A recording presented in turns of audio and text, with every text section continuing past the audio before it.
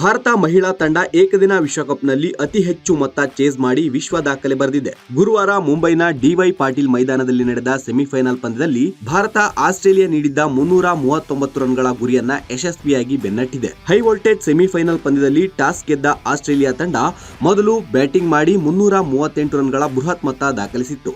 ಇದು ವಿಶ್ವಕಪ್ ನಾಕೌಟ್ ಹಂತದಲ್ಲಿ ಅತ್ಯಂತ ಗರಿಷ್ಠ ಸ್ಕೋರ್ ಆಗಿತ್ತು. ಮಹಿಳಾ ವಿಶ್ವಕಪ್ ಇತಿಹಾಸದಲ್ಲೇ ಆಸ್ಟ್ರೇಲಿಯಾ ಸಿಡಿಸಿದ 338 ರನ್ ಎರಡನೇ ಅತಿ ಹೆಚ್ಚು ಮೊತ್ತವಾಗಿತ್ತು. ಇದಕ್ಕೂ ಮುನ್ನ ಆಸ್ಟ್ರೇಲಿಯಾ ತಂಡವೇ 2022ರ ವಿಶ್ವಕಪ್ ಫೈನಲ್ನಲ್ಲಿ 356 ರನ್ ಗಳಿಸಿದ್ದು ವಿಶ್ವ ದಾಖಲೆಯಾಗಿದೆ. ಆದರೆ ಭಾರತ ತಂಡ ಆಸೀಸ್ ನೀಡಿದ್ದ ಈ ಬೃಹತ್ ಮೊತ್ತವನ್ನ ಯಶಸ್ವಿಯಾಗಿ ಚೇಸ್ ಮಾಡಿ ಚರಿತ್ರೆ ಸೃಷ್ಟಿಸಿದೆ.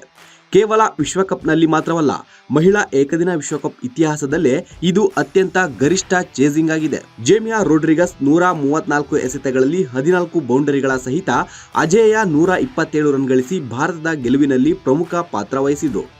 ನಾಯಕಿ ಹರ್ಮನ್ ಪ್ರೀತ್ ಕೌರ್ 88 ಎಸೆತಗಳಲ್ಲಿ 10 ಬೌಂಡರಿ 2 ಸಿಕ್ಸರ್ಗಳ ನೆರವಿನಿಂದ 89 ರನ್, ರಿಚಾ ಘೋಷ್ 16 ಎಸೆತಗಳಲ್ಲಿ 26 ರನ್ಗಳು, ದೀಪ್ತಿ ಶರ್ಮಾ 24 ರನ್, ಮಂದಣ್ಣ 24, ಹರ್ಮನ್ ಪ್ರೀತ್ ಕೌರ್ ಅಜೇಯ 15 ರನ್ ಗಳಿಸಿ ಗೆಲುವಿನ ರುಬಾರಿಯಾದರು. ಈ ಮೂಲಕ ಲೀಗ್ ಪಂದ್ಯದಲ್ಲಿ ಆಸ್ಟ್ರೇಲಿಯಾ ವಿರುದ್ಧ ಅನುಭವಿಸಿದ್ದ ಆಘಾತಕಾರಿ ಸೋಲಿಗೆ ಇದೇ ಟೂರ್ನಿಯಲ್ಲಿ ಭಾರತ ತಕ್ಕ ಉತ್ತರ ನೀಡಿದೆ. ನವೆಂಬರ್ 2ರಂದು ನಡೆಯುವ ಫೈನಲ್ನಲ್ಲಿ ಭಾರತ ತಂಡ ಪ್ರಶಸ್ತಿಗಾಗಿ ದಕ್ಷಿಣ ಆಫ್ರಿಕಾ ವಿರುದ್ಧ ಸೆಣಸಬೇಕಿದೆ.